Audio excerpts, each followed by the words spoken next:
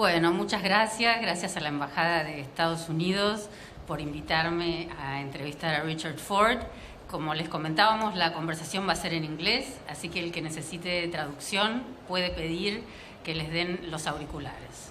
Bueno, Richard, realmente es muy agradable tenerte aquí. Qué lindo verte. No es el primer rodeo, como decimos en Estados Unidos entre nosotros dos. Ya nos habíamos reunido. Es verdad, hace 12 años fui a tu casa en Maine, donde me dijiste que todavía estabas viviendo ahí, te entrevisté ahí. La misma esposa, ¿eh? La misma esposa, sí, la misma casa. 50 años con ella, 50 años con ella.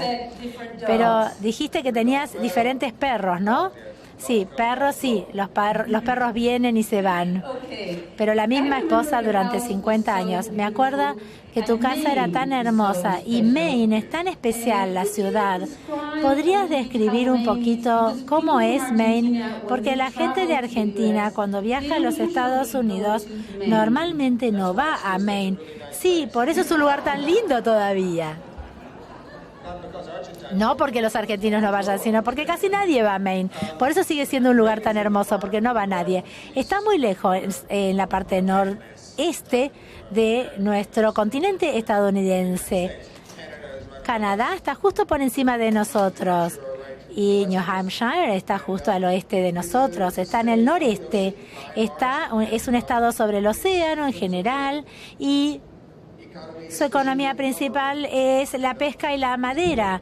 Es pobre en realidad el estado, pero también es un tipo de estado con una mente independiente. En la última elección uno hubiera pensado que un estado de Maine probablemente hubiera votado por Trump y no votó por Trump, votó por Clinton. No sé si saben por qué, si la gente sabía por qué, pero no votaron a Trump. No sé si la gente sabía por qué. Es un estado con mente independiente, no es liberal, no es extremadamente conservador.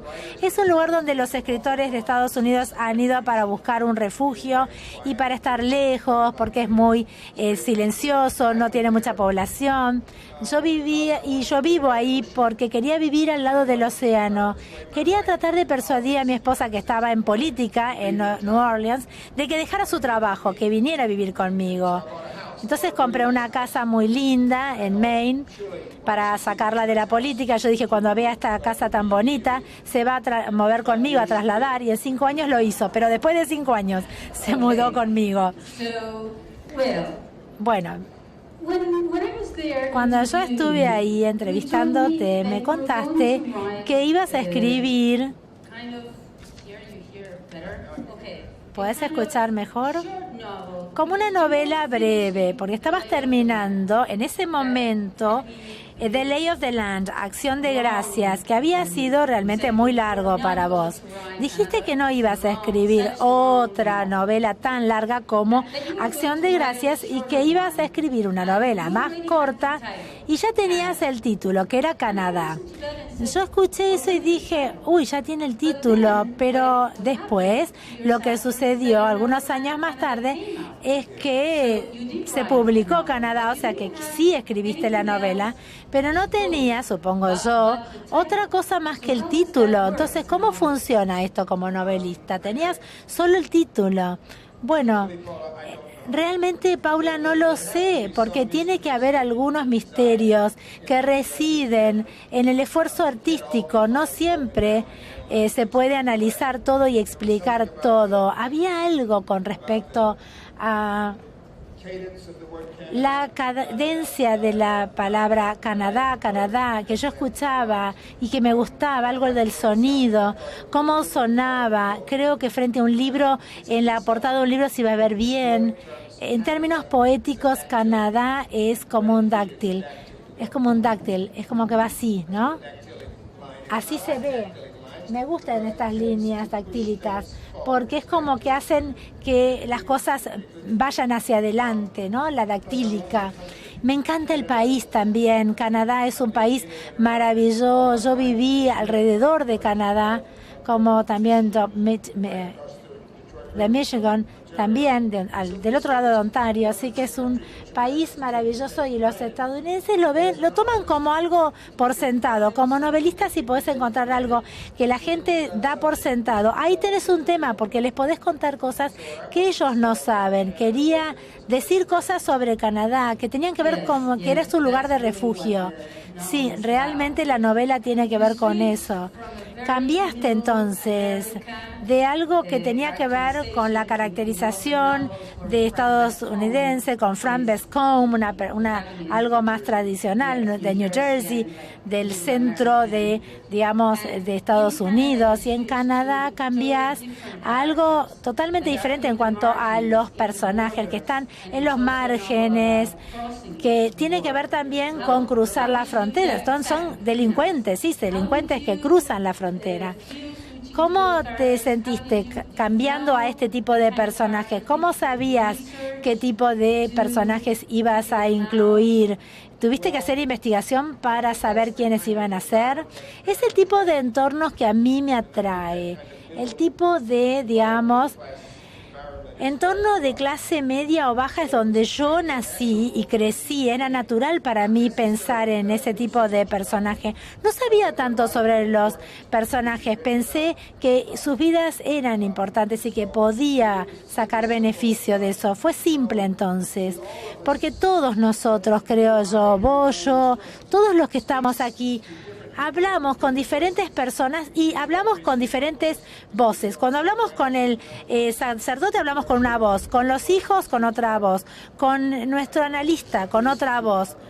Es decir, utilizamos diferentes voces para hablar con diferentes personas, y eso es lo que hacen los novelistas también. Tenemos muchas voces que usamos. La diferencia entre nosotros es que tenemos algo que hacer con ellas. Podemos sacar arte de estas voces, podemos hacer cosas maravillosas o hermosas antes de olvidarse. O sea, son una esencia. Para mí, escribir sobre Frank Bascombe en New Jersey, después escribir sobre esta pareja de delincuentes en Montana, no es en realidad el lenguaje tan diferente. La cultura es más o menos igual, el lenguaje, el idioma, el gobierno es el mismo, es todo parte de lo que está en Estados Unidos. Nosotros nos trasladamos mucho de una parte a otra del país en Estados Unidos, y esto somos bastante acomodatizos a eso. Entonces, Adele, que es el personaje principal del libro Canadá, puede salir de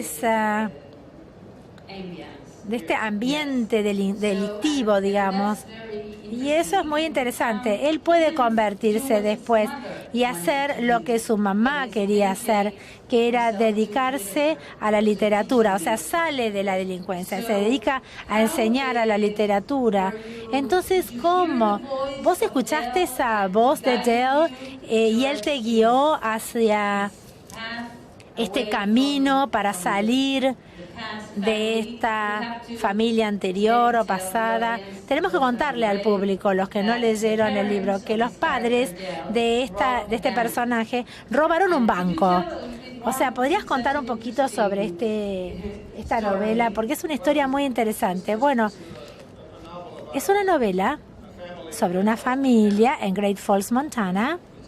Una familia que se encuentra en la Fuerza Aérea, el padre estaba en la Fuerza Aérea, el padre deja la Fuerza Aérea y después de haber estado durante 20 años en la Fuerza Aérea, él no sabe cómo trabajar, no tiene ningún oficio, no sabe qué hacer. Entonces de a poco empieza a entrar en deudas y hace algo muy loco que dice, va a robar un banco, y roba un banco, y uno piensa, bueno, en realidad es algo implausible que alguien robe un banco, pero contale a todos los ladrones de bancos en el mundo. O sea, cuando roba el banco, entonces, él y su esposa van juntos, e inmediatamente son capturados por la policía. Los dos hijos, un chico y una chica, quedan solos en realidad. Cuando quedan solos, como adolescentes, literalmente quedan solos en su casa. Sus padres se los llevan a la cárcel. Con las esposas puestas, desaparecen literalmente para estos chicos. Entonces la chica se va a California, en los 60, el chico va a Canadá, a través de la frontera se lo lleva para vivir con una persona que la madre le da a la persona, que es una persona que lo acoge. Durante la novela, Dell, que cuenta la historia en primera persona, se pregunta una gran cantidad de preguntas sobre los padres, ¿no?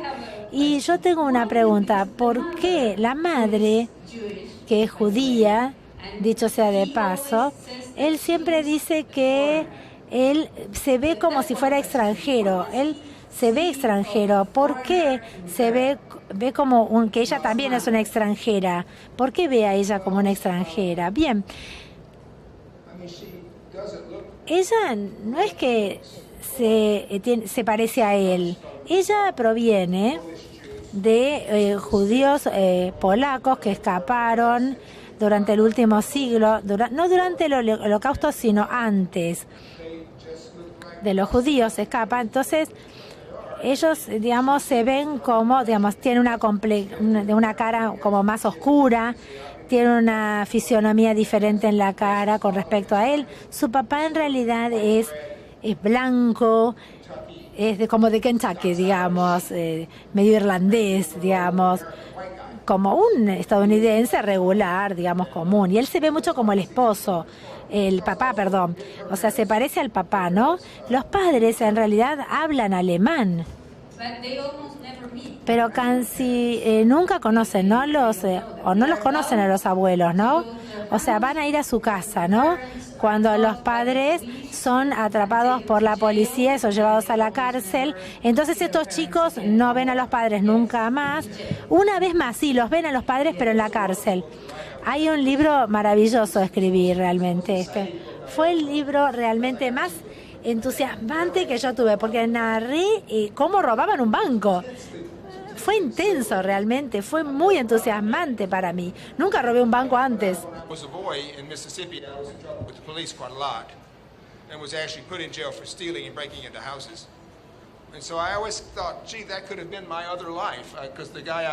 Pero el lugar en donde yo entraba nunca terminaba así la historia. Entonces muchas veces uno escribe historias acerca de cosas que no hizo para compensar por la satisfacción que usted podría haber encontrado por cosas que uno no hice.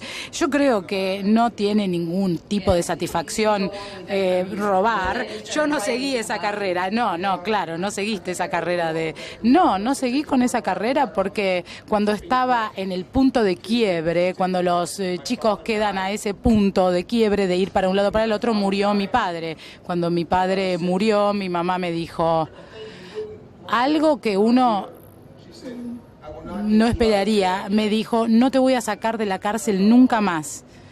Y yo pensé, bueno, ok, tal vez es el mundo, el cosmos que me está hablando. Y yo dije, la voy a lastimar muchísimo a mi mamá, le voy a causar muchas penas si yo me vuelvo a equivocar, me vuelven a meter en la cárcel. Bueno, ser novelista a lo mejor también, ¿no? Es un poco de... Pero bueno, hablando de tu madre, vos viniste a Buenos Aires a presentar tu libro, entre ellos, y hay algo que siempre dices, que tu madre te dijo cuando ya habías escrito 2 novelas y eras un profesor, enseñabas, y vos me dijiste que ella te dijo, ¿cuándo te vas a conseguir un trabajo? Sí, me dijo, bueno, ¿cuándo vas a empezar? Y yo le dije, mamá, tengo 34 años, me casé, hace 6 años que estoy casado, estoy enseñando en Princeton y ya publiqué 2 novelas. No sé, ¿no te parece que empecé ya? Le dije yo. Bueno, y con respecto a ser escritor, la gente que no está acostumbrada, porque a lo mejor en tu familia no estaban acostumbrados a tener un escritor en la familia. ¿Esto te dice algo? ¿Cómo las otras personas te ven? Sí, es cierto, es totalmente cierto en los Estados Unidos. No hay un lugar fijo para ser escritor en los Estados Unidos. No hay un rol institucional que ocupan los escritores. Escribir en tu casa un libro solo y viviendo en lugares remotos como vivo yo, es como que la sociedad no te acompaña, no te da una palmadita en la espalda, a menos que a uno le vaya muy bien. Y la gente en mi pueblo sabe más o menos a qué me dedico, pero no leen mis libros. Me dicen, sí, sos escritor, ¿no? Y siempre, yo tengo 74 años y siempre me dicen, ¿seguís escribiendo? ¿Seguís escribiendo? Bueno, sí, de hecho sí, sigo escribiendo. Hace 50 años que escribo, les digo. Así que creo que sigo escribiendo, les contesto. Pero bueno, está bien en realidad, está bien si no leen mis libros, porque me aceptan como ser humano que hace algo.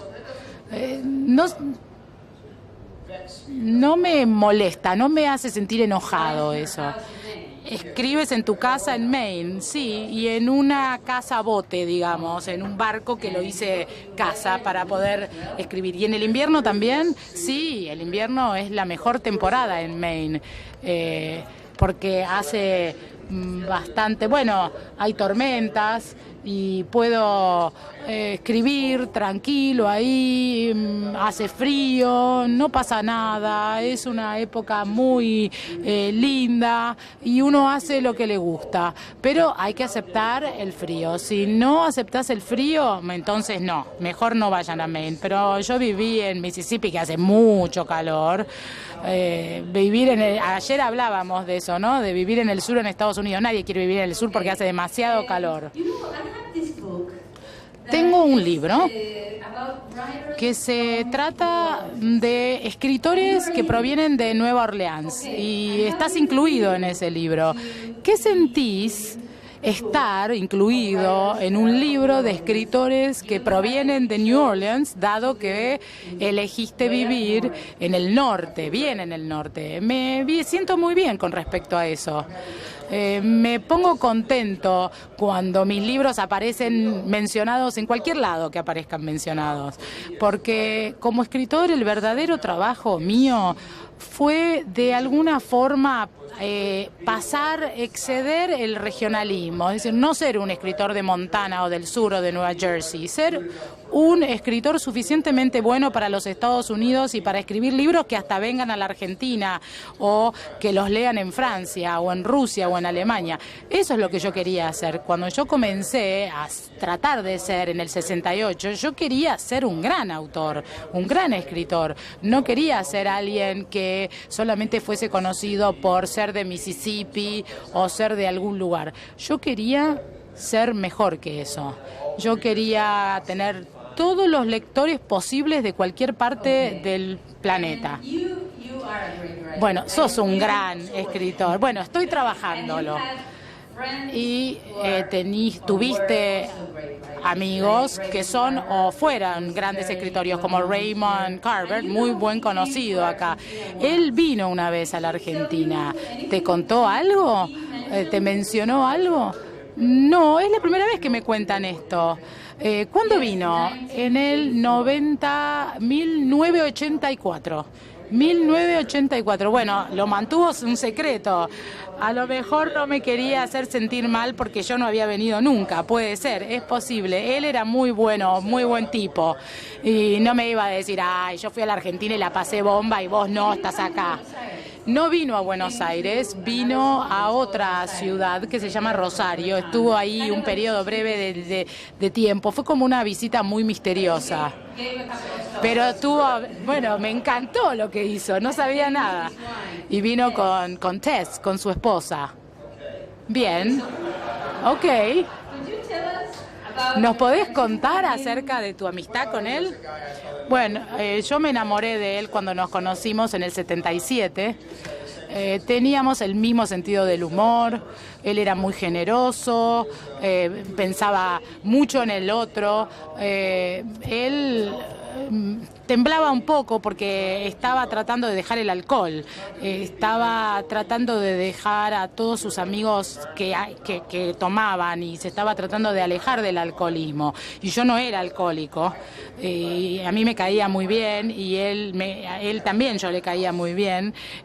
Nosotros teníamos una casa, no teníamos deudas, él había estado en la bancarrota, había estado tirado, borracho en las calles, creo que me veía como una especie de cable a tierra, que bueno, parece lo que les estoy contando un poquito que me estoy dando la corte, me estoy haciendo el agrandado, pero no es así. Yo creo que él pensó que nosotros lo podíamos ayudar. Él en el 77 se quedó con nosotros, le prestamos plata, tratamos de mantenerlo alejado de sus vicios y el círculo de amistades que tenía. Él era un hombre muy amoroso, encantador, escribía historias maravillosas en mi casa, en Nueva Jersey, en donde vivíamos en ese momento, y nos hicimos amigos. Su familia y mi familia son del oeste de Arkansas, y eso fue algo que nos hizo vincularnos mucho, fue algo que nos hizo hacernos más amigos todavía, porque teníamos el mismo origen.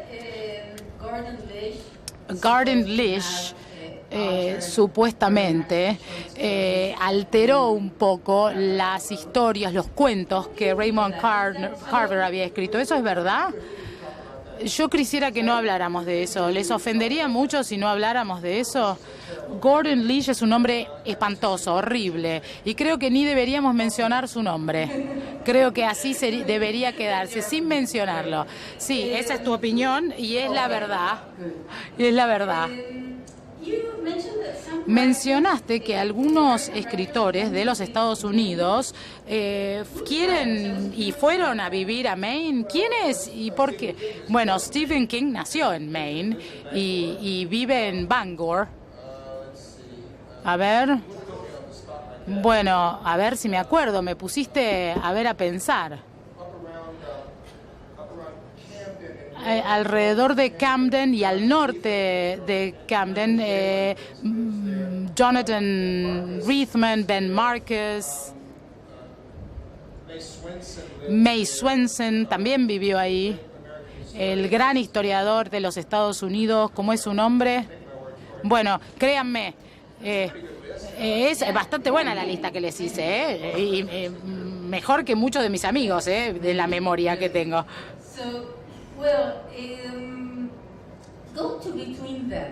Volvamos a entre ellos. Mencionaste que habías leído a otros escritores que habían escrito sobre sus padres y que te gusta haberlos leído, como Blake Morrison o Joyce Carlos o Michael Ondaatje, que te inspiraste en ellos. ¿Nos podrías contar un poco sobre eso? Bueno, no sé si la palabra sería inspiración. Leí sus libros y me gustaron. Y me hizo pensar que, como cuando leí los libros habían dicho cosas inteligentes sobre sus padres, yo pensé, bueno, a lo mejor yo podría también escribir cosas inteligentes acerca de mis padres. Todos nosotros, los que escribimos libros, nos paramos en los hombros de otro. Y uno puede leer sus libros sin verse influenciado por esos libros que uno lee, pero les dan como un permiso a hacer algo que uno tal vez se sentía inseguro de hacer. Entonces son gente común, mujeres comunes y hombres comunes, pero a través de la composición y de la prosa, de sus modismos, gente muy común puede hacer cosas extraordinarias. Yo leí estos libros extraordinarios y dije, bueno, bien, yo también podría tratar de hacer eso. Y creo que eso es lo que hice. Son muy buenos libros los que leí. El de Blake Morrison sobre sus padres, eso es maravilloso. Se llama ¿Cuándo fue la última vez que viste a tu padre? Y se trata del padre que vivía en el norte de Inglaterra. Tenía una enfermedad muy grave, era médico en Northumberland. Se hizo una película que se llamó La última vez que viste a tu padre, de Jim Broadbent. Creo que actúa él y es maravillosa. ¿Te gustan los deportes mucho?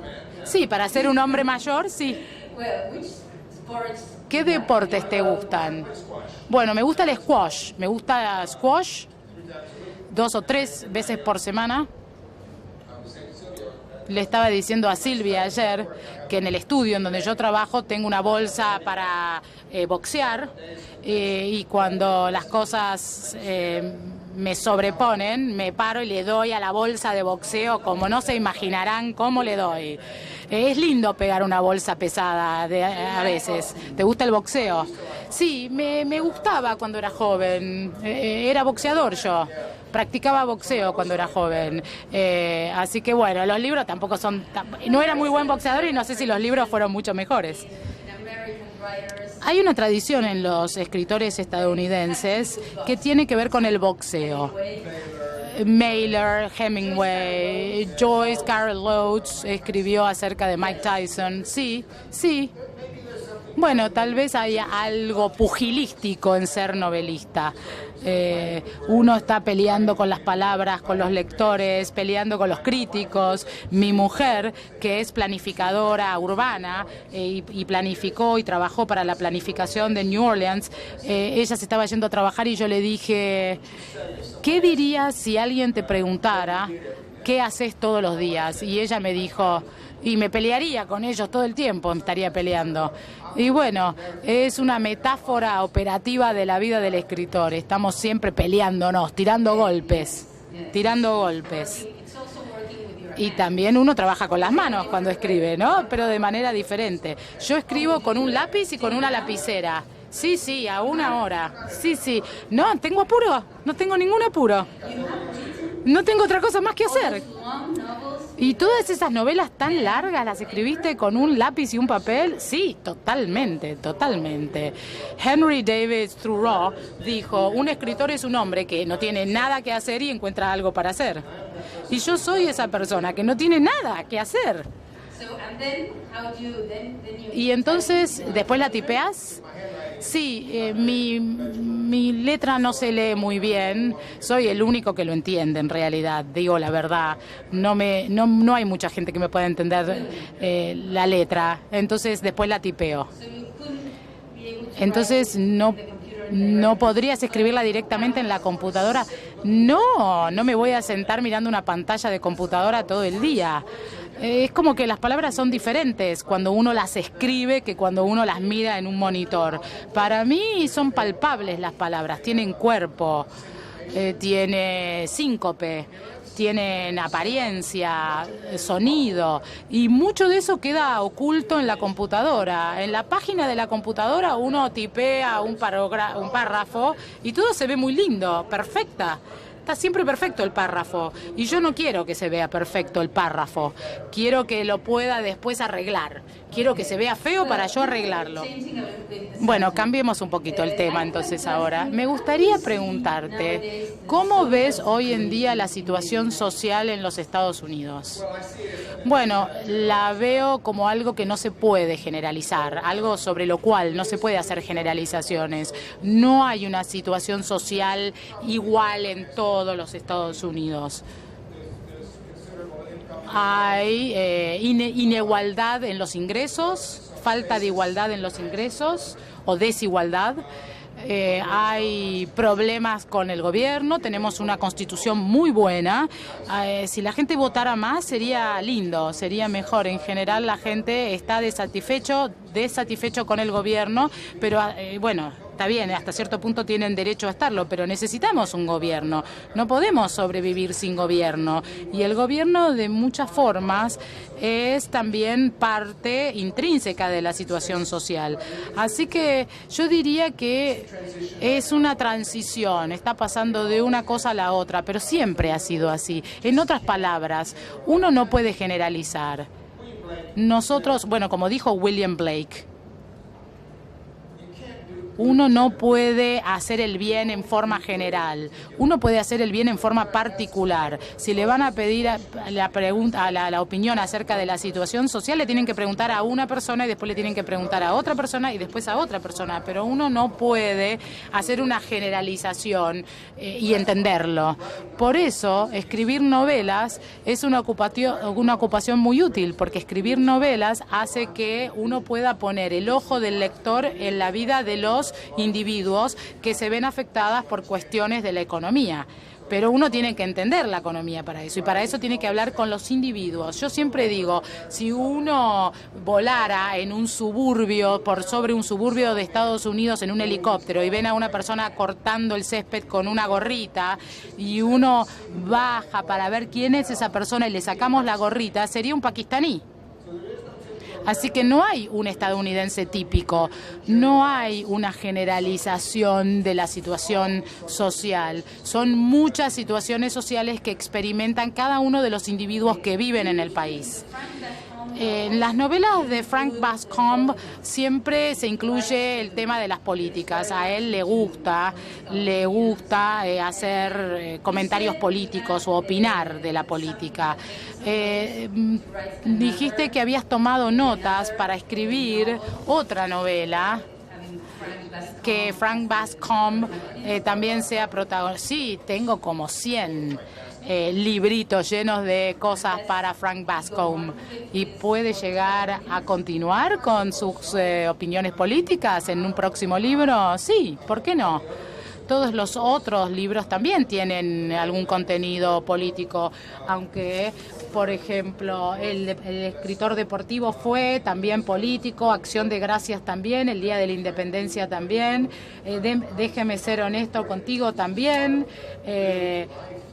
Todo en la vida de un país tiene que ver con política. No somos muy astutos políticamente, no nos gusta la política, aunque estamos todo el tiempo escuchando comentarios políticos sin mucha inteligencia, pero tiene que ver con la música de fondo de nuestras vidas, la política. ¿Y cómo ves la relación hoy en día entre los Estados Unidos con, digamos, Latinoamérica, con Europa, con Medio Oriente? Bueno, tiene que ver también con las generalidades y yo no sé si estoy muy capacitado para pronunciarme sobre eso, pero con respecto a los Estados Unidos les quiero contar que a nosotros nos va mejor cuando nos fijamos en lo que está pasando afuera y no estamos mirándonos todo el tiempo el ombligo. Tenemos muchos estadounidenses con pasaportes y ellos tienen que viajar. Necesitamos que vayan a visitar otros países, que hablen otros idiomas. No es una elección, es un tema de cuándo va a suceder esto, pero necesitamos que así sea, que viajen, que aprendan otros idiomas, que conozcan otros lugares. Tenemos que embebernos un poco de lo que hacen los otros. No podemos estar siempre pensando en nosotros mismos, así que lo mejor que podemos hacer es acomodarnos, tratar de que sea una transición tranquila para nosotros y para otros. Volviendo al libro, entre ellos, es un libro que no es una ficción y por lo general vos escribís ficción. Para este libro que no es una ficción, ¿qué herramientas y qué cosas de la ficción pensás que pudiste tomar y volcarla a la no ficción? Las oraciones declarativas. Creo que eso es todo. Las oraciones declarativas. Porque todo lo que tiene que ver con mis padres está basado en hechos y todo en una novela, por lo general, está basado en algo que uno inventa. Yo quería escribir las memorias breves de mis padres porque de otra persona nadie se hubiese fijado en ellos y yo quería que el libro sea acerca de los hechos de su vida según su hijo y yo no quería participar mucho de ese libro, así que traté de hacerlo lo más real posible, al hueso de sus vidas, para que se puedan acordar otros de ellos tras una acumulación de hechos, especialmente ahora, en la época en la que vivimos en los Estados Unidos, que para ser sincero está bajo asalto, y los hechos también están siendo puestos en jaque por entidades maléficas, diría yo. Un librito como el mío se basa en algo muy importante, se basa en que los hechos ocurren.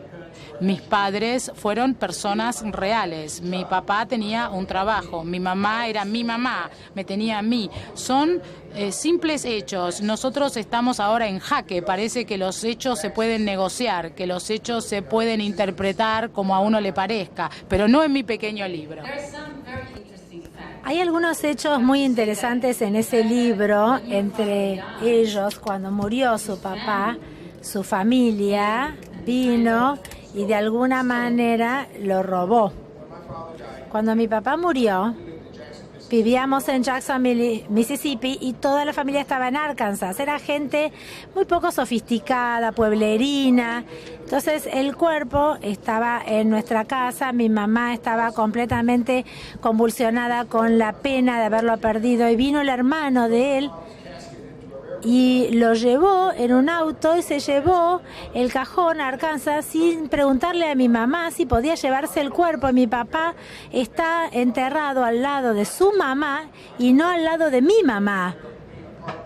Y van a estar separados por siempre, y es una de las cosas más tristes de su vida, que en realidad mi mamá y mi papá no están enterrados en el mismo lugar, pero no se puede hacer, no se puede sacarlos ahora.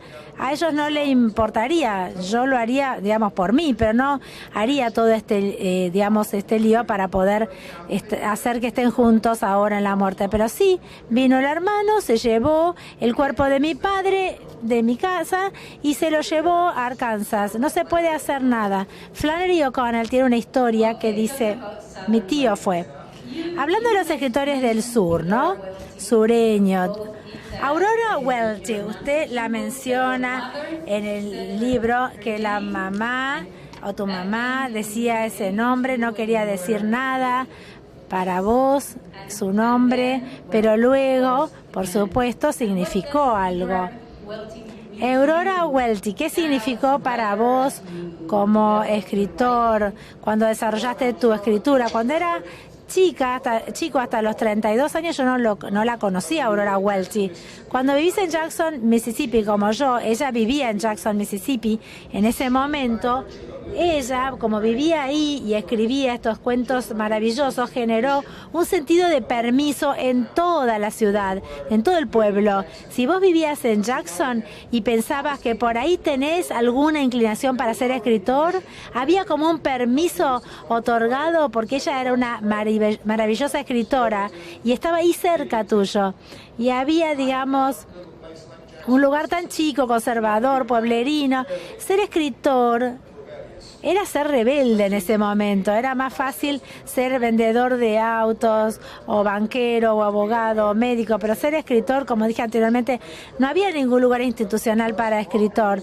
Pero como Faulkner estaba en Oxford y Aurora estaba en Jackson, había como un permiso para cualquier persona que quisiera ser escritor. Era como una libertad muy importante, pero ella no sabía que estaba logrando eso, pero yo sabía que sí, al estar en mi ciudad.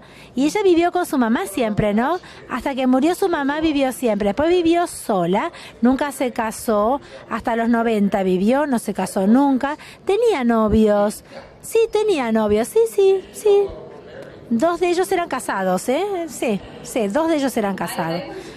Una vez leí una historia en el New Yorker que decía que Hemingway fue a Jackson, Mississippi, y quería verla, Aurora Welty.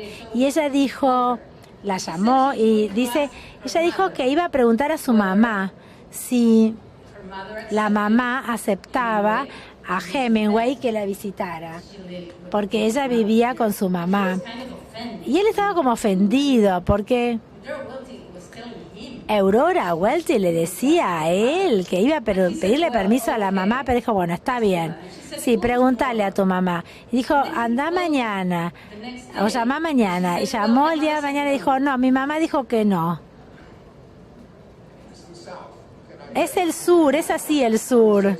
Si la mamá dice que no, creo que se llevaban 10 años solamente. Hemingway, es una historia que no escuché nunca, en realidad. Es interesante para mí escucharla ahora. Si Hemingway quería ir a verla, era porque la admiraba o que, digamos, su trabajo le interesaba. Creo que esa historia no es verdad. No, está en el New Yorker. No sé. Yo creo que no suena muy a verdad, me parece, ¿eh? Eso. Hoy en día la gente realmente aprecia e inventa a veces. Como decíamos anteriormente, los hechos ahora se están haciendo un poquito como en el aire, están un poco en el aire, ¿no? No hay tantos hechos. ¿Escribirías otra no ficción? No, solamente, tenés solo 2 padres en la vida, así que ya está. La única cosa de no ficción que escribí y que voy a escribir. Ya está, suficiente, ya escribí sobre ellos. O sea, ¿vas a seguir escribiendo sobre ficción? Supongo que sí, supongo. Me dijiste hace 12 años que ibas a dejar de escribir. Sí, en los últimos 2 años dejé de escribir, pero ahora estoy enfrentado con una situación en la que no tengo nada que hacer y nada es tan interesante como escribir. Entonces veo y digo, no me morí todavía. Miro alrededor y dijo, no me morí todavía, así que vamos a seguir. Esperamos que sigas escribiendo. Entonces, ¿podés contarnos un poquito sobre algunos escritores que te gustan estadounidenses? No, no hablemos de eso, no. No, te voy a decir por qué no. Porque me voy a olvidar de los que más me gustan y no tengo este tipo de memoria para darles una lista de todos los escritores. Los escritores que más me gustan probablemente son los que ustedes ya leyeron. Así que no voy a darles noticias demasiado novedosas a ustedes, dándoles una lista de escritores. Si les digo uno que a ustedes no les gusta, van a decir, no sabe nada este. Me dice un escritor que a mí no me gusta. Así que es una buena respuesta. Debes tener, ¿no? ¿Alguna lista? No sé, las conozco personalmente. Si me olvido los que me gustan más, me voy a sentir muy mal. Así que por no olvidarme de nadie, prefiero no nombrar a ninguno. Bueno, creo que ahora vamos a tener algo de tiempo para que hagan preguntas los miembros del público. Por favor, usen el micrófono si desean hacer una pregunta. Bueno, ahora se abre para las preguntas al público.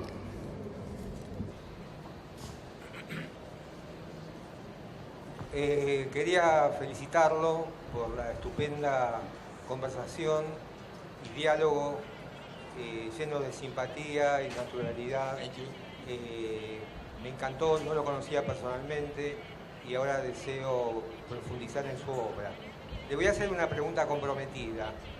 ¿Qué autor latinoamericano usted prefiere para llevar a su mesita de luz y leer? Si es que tiene algún autor latinoamericano.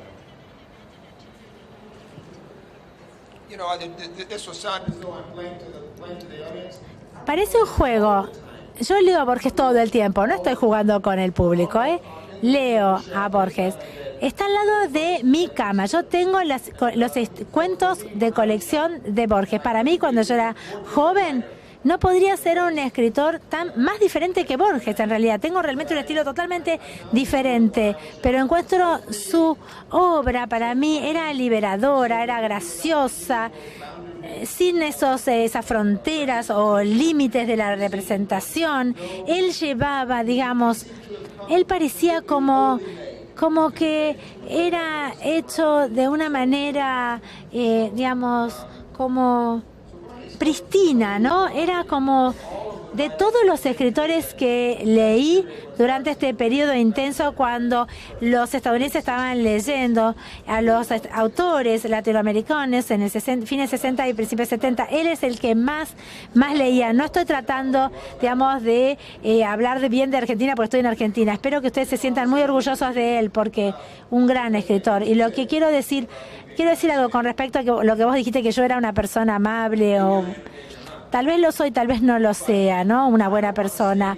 Pero no quiero decir nada delante de un público que haga que ninguna persona piense que esta persona no pueda ser escritor si desea hacerlo. Es lo que los seres humanos hacen. Los seres humanos comunes pueden hacer grandes cosas a través de la presión artística que uno pueda colocarse a uno mismo. De nada puede salir algo, puede surgir algo. No quiero decir nada que haga que alguna persona diga yo no puedo hacerlo, porque a mí nadie me impidió hacer lo que yo quería hacer. No quiero impedirle a nadie hacer lo que desea hacer. Sí, Richard, felicitarte. He leído todos tus libros y sos un gran escritor de finales. Tus párrafos finales son muy emotivos, muy reflexivos en todas tus historias. Quería preguntarte si eso es algo que siempre buscaste deliberadamente o es algo que se va dando a medida que se desarrollan los cuentos o las novelas. Por ejemplo, los finales de Rock Spring son todos muy reflexivos, muy bonitos, los personajes siempre están reflexionando sobre los hechos que le tocaron vivir. Bueno, esa es la pregunta.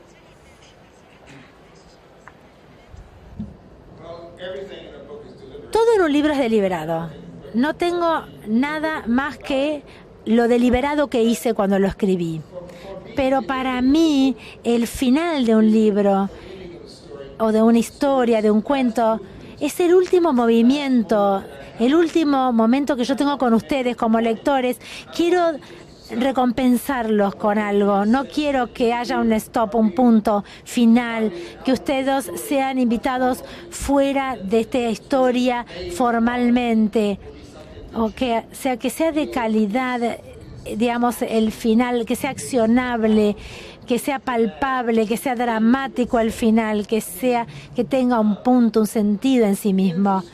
O sea, los finales de las novelas, de las historias, de los cuentos, no hay nada natural sobre ellos. Es decir, son partes, trozos de algo. La vida no es así. No hay finales así en la vida.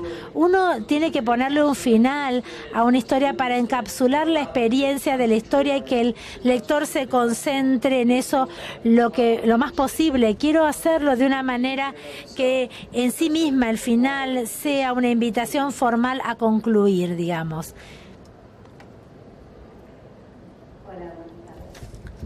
Quería saber sobre sus rutinas como escritor, cómo se organiza para escribir, si tiene rituales, si tiene un momento del día que prefiere, cuál es el ambiente.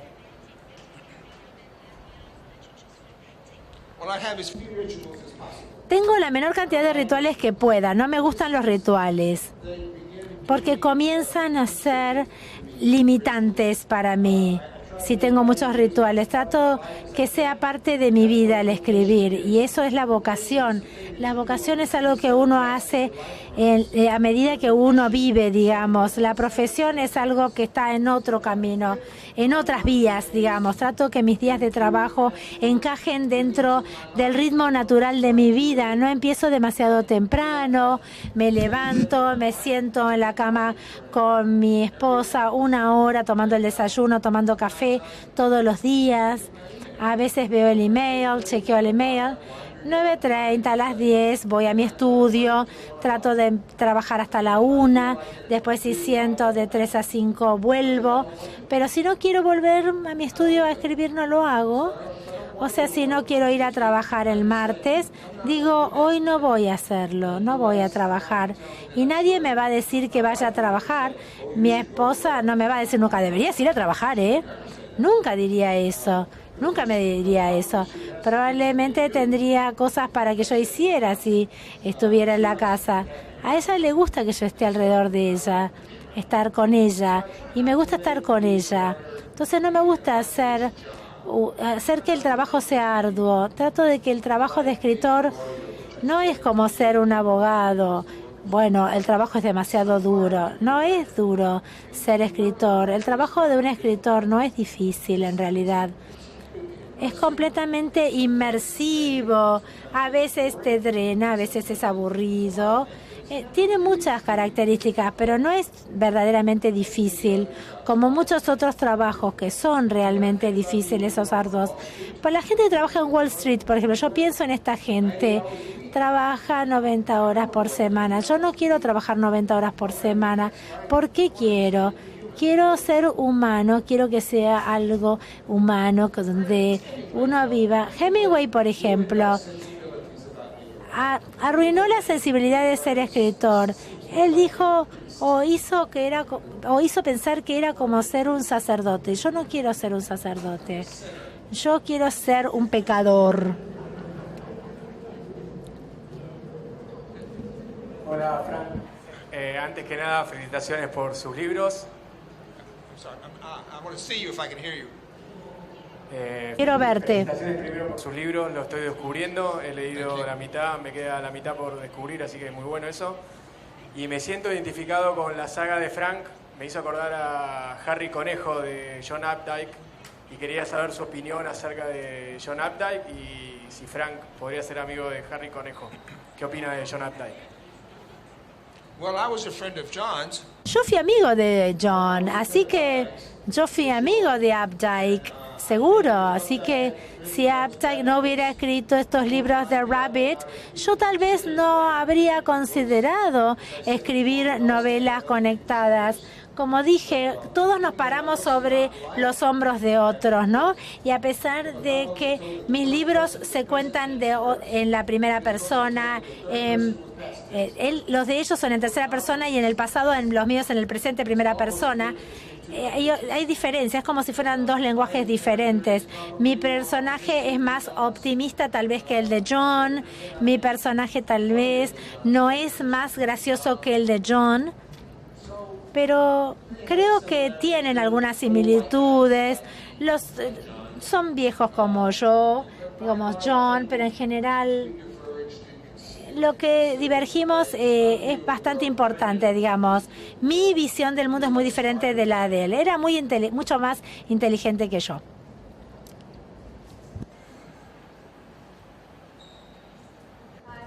Hi. I want to know if you ever have the anxiety of influence, and if the answer is yes, which are those? Well, the anxiety of influence is a conception of an old academic guy at Yale University, which I think is a lot of rubbish. Académica, que tiene un poco de... No sé, no lo considero algo muy real. Yo he tratado lo máximo posible cuando era joven, porque yo crecí en un entorno donde había muy buenos escritores y uno siempre se va a ver influenciado por lo que uno lee. Y el trabajo de uno es tomar las cosas que te influencian en el mejor sentido, las cosas que a uno le pueden ser más útiles y dejar de lado las otras. Yo no creo que alguna vez me haya sentido con mucha ansiedad sobre las influencias que he recibido. Yo creo que me sentí más ansioso con si iba a poder ser un buen escritor o un gran escritor o no. Mi vida de lector siempre me impulsó hacia adelante en ese sentido, pero nunca estuve muy ansioso. No tuve ese tipo de ansiedad. Mi ego no es muy frágil, así que si yo podía tomarme de algo para que me ayudara, lo haría. Y yo le diría a cualquier escritor joven que se sienta igual, no se preocupen por las influencias. Si algo te influencia, si sos bueno, lo vas a manejar y vas a poder superar esas influencias.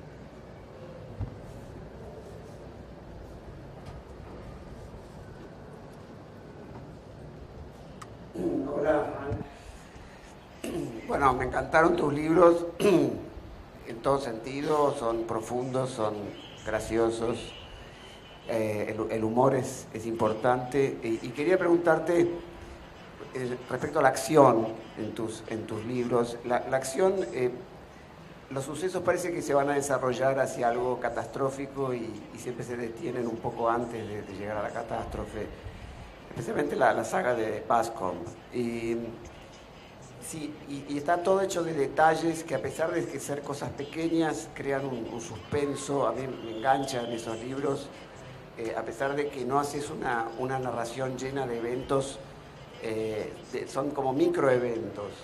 Y quería preguntarte si eso tiene algo que ver con tu filosofía de vida o tu percepción sobre la realidad, si pensás que, o sea, si esto parte de una especie de reflexión filosófica sobre lo real, ¿no? Muy perceptivo eso. Yo creo que sí.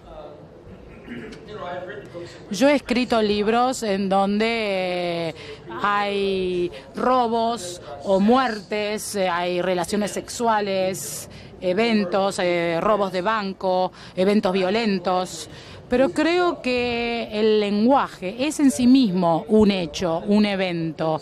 Hay Dan Staghill, un escritor, un poeta irlandés, dice que el idioma, la lengua, es en donde encontramos lo que nos permite relatar una acción, un acto. Cuando uno escribe oraciones o lee oraciones o pronuncia oraciones, de hecho uno está actuando.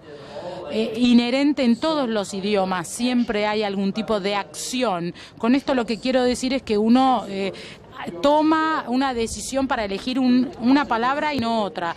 Uno ve las consecuencias de esa palabra que uno eligió. Por lo tanto, creo que tu pregunta lo que me quiere decir es lo que yo realmente creo, que es que yo puedo persuadirlos de que la lengua es un tipo de acción y en cierta forma moral puedo hacerte prestar atención a tus propias acciones o tus propias microacciones. Y tal vez si no, no lo harías. Son demasiado buenos.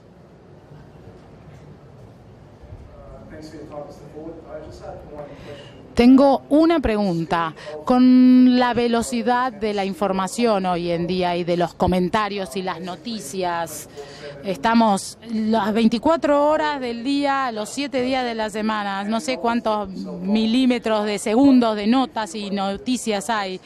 En este contexto, la novela, que es más... No te escuché la última parte. ¿Piensas que en este contexto de la velocidad de nuestros tiempos, una novela tiene algún tipo de poder para afectar la cultura? Porque no es tan rápida la novela.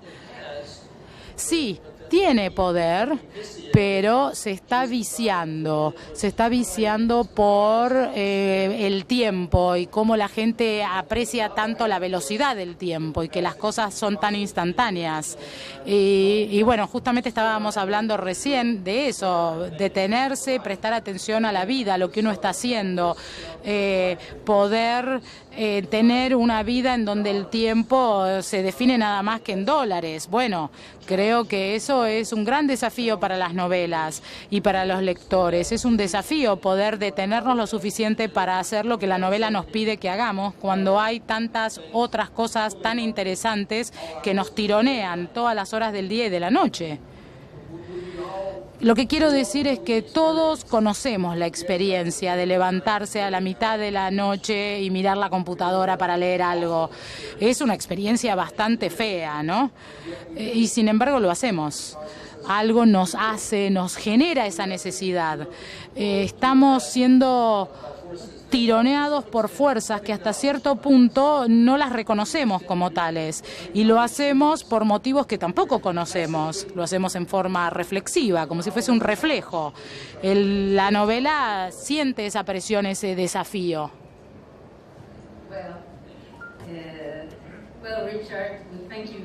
Muchas gracias, Richard. Te agradecemos mucho. Nos gustó, nos encantó escuchar lo que pensás, lo que opinás y que nos alentás a la lectura y a la escritura. Todo tiene que ver con la lectura. Hay que escribir libros para que la gente los lea, no en el vacío. Tiene que ver con la lectura y por eso ustedes están acá, porque les gusta leer libros. Y has encontrado lectores muy interesantes acá. Ha sido un placer tenerte en la Argentina por primera vez. Nosotros esperamos que vuelvas a visitarnos. Yo también espero volver. Espero poder conversar contigo otra vez. Muchas gracias.